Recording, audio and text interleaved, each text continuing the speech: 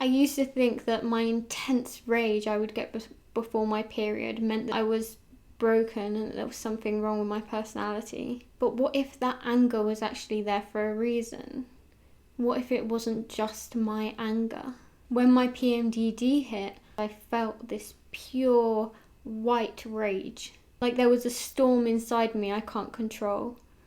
I felt like my whole body was just shaking with this anger. Like I completely lost control over my body. Really scary. I'd scream and shout, and then I'd cry my eyes out, feeling so bad about what I'd just done and beating myself up and thinking, what's wrong with me? I'd get so angry with myself, and then I'd cry again, just in this horrific loop.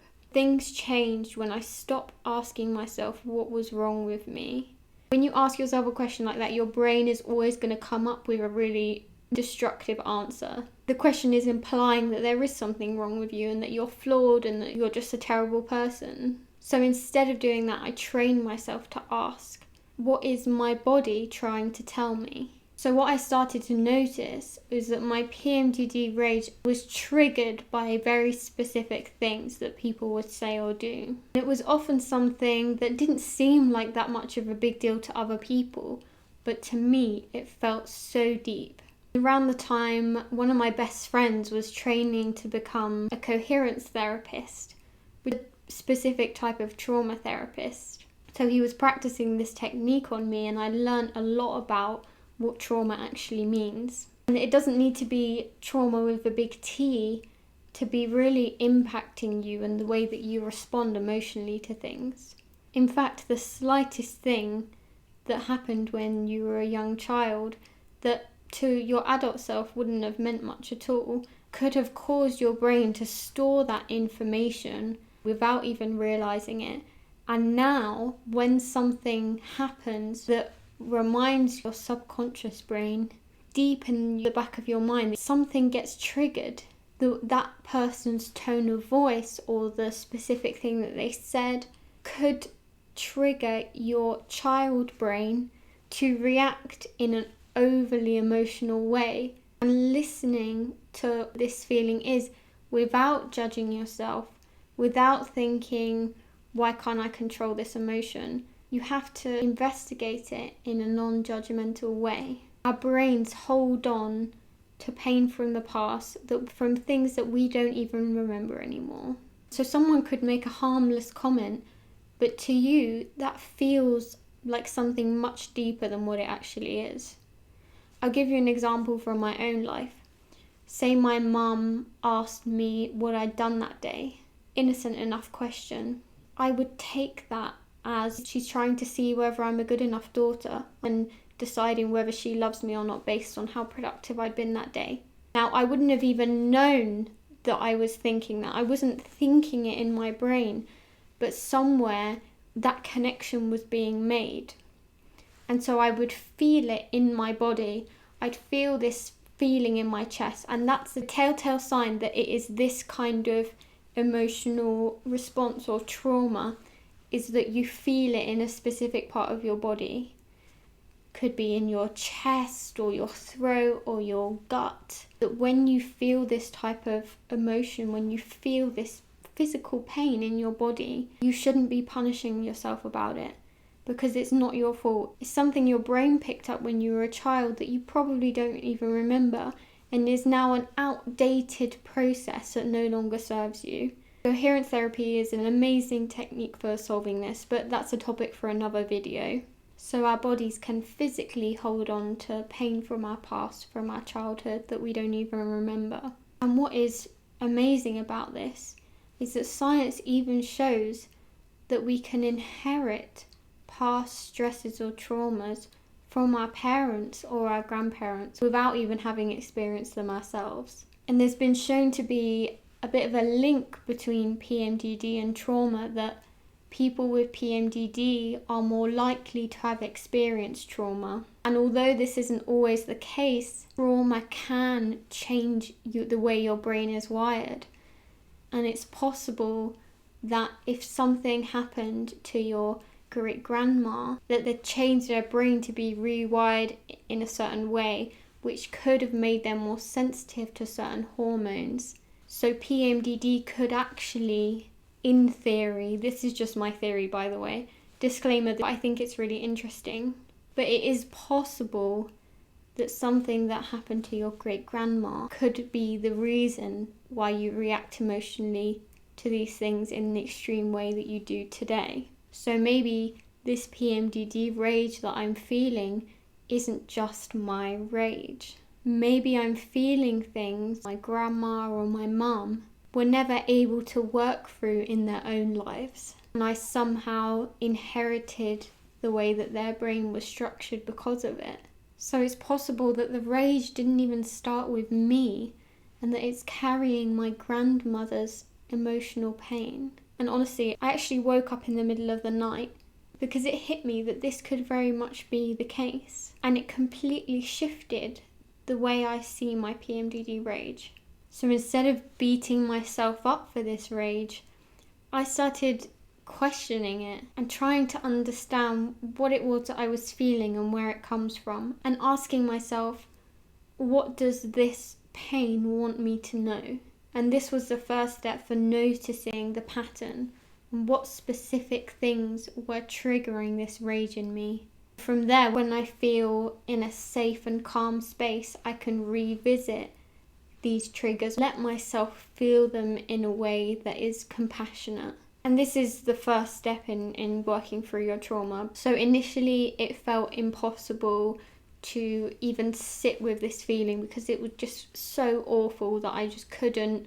And focusing on it and trying to figure out why it was just made me even angrier. So you have to do this at a later time when you feel more settled. Sometimes you just gotta let it out. You gotta remove yourself from everyone because anything that they say when you're already in that state is going to be awful. And I think the best thing is to just go for a run, or run further than you ever thought you could, probably, if you're feeling like that. Let me know in the comments, by the way, if you've ever experienced this PMDD rage. You've got to find a way to let it out. Paint something with loads of fire in it, or go for a run, or do some boxing on some loud angry music, or punch or scream into a pillow. I've done all of these things and they do help to calm you down eventually, because sometimes you just have to let it pass through you. You just have to do what you can just until your body can go back to its baseline. So when you're calm again, you can actually figure out what it was that triggered me. What about that made me feel so terrible? And to do this, you're going to have to feel it a bit. You're going to have to address it, so it might be quite uncomfortable. You need to do it in a safe space with a cup of tea or a candle, or in the bath, and be prepared to just do something else, distract yourself if it's too much. But if you're able to discover what it is that trigger meant to you, then you can look at it from this calmer state in a compassionate way. And you can almost detach it from yourself and maybe imagine your grandmother or your great-grandmother or your mum as a small child, or imagine yourself as a small child, and comfort yourself as if you were that small child when you feel this.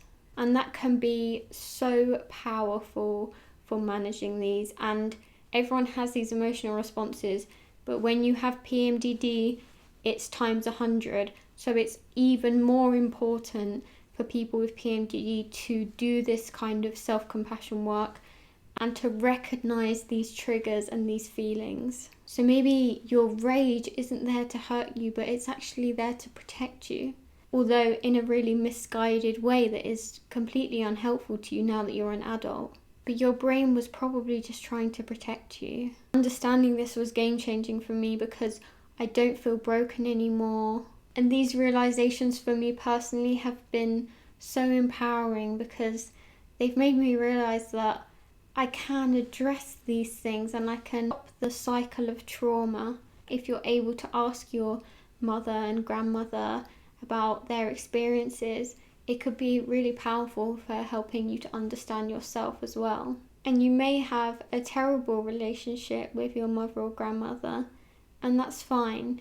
But the same way that you take your intense feelings and look at them through a compassionate lens, as if you were a child who can't help that this thing has happened that has made them afraid, try to think about your mother and your grandmother in the same way. Try to imagine them as children and feel for them that they didn't have the tools or the opportunity to do that work on themselves that prevented them from passing some of these issues on to you. You should feel empowered that you have the chance to break this cycle by working on these issues, by working on your own emotional responses, so that you can actually heal your brain and so that you cannot put any of this on your own children or other people in your life.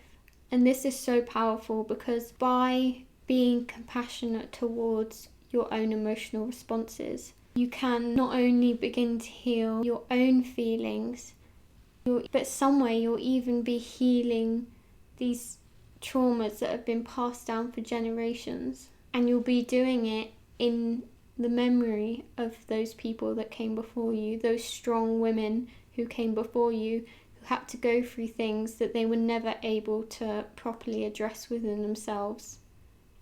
They never had the opportunity to address these and to voice what happened to them and to take control over their lives, to take control over their emotions. But you can do it for them.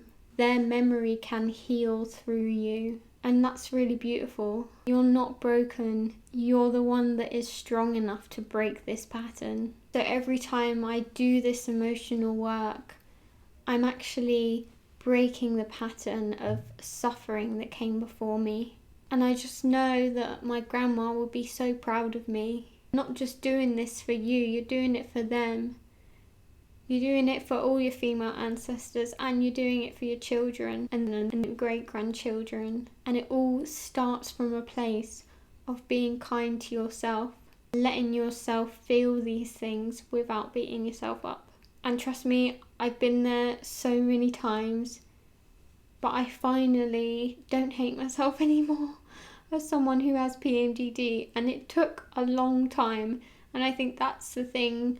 From what I've heard from people I've spoken to, let me know if you feel the same in the comments, but I think that's the hardest part about having PMDD, is just feeling like such a terrible person and just always hating yourself for reacting in the way that you do.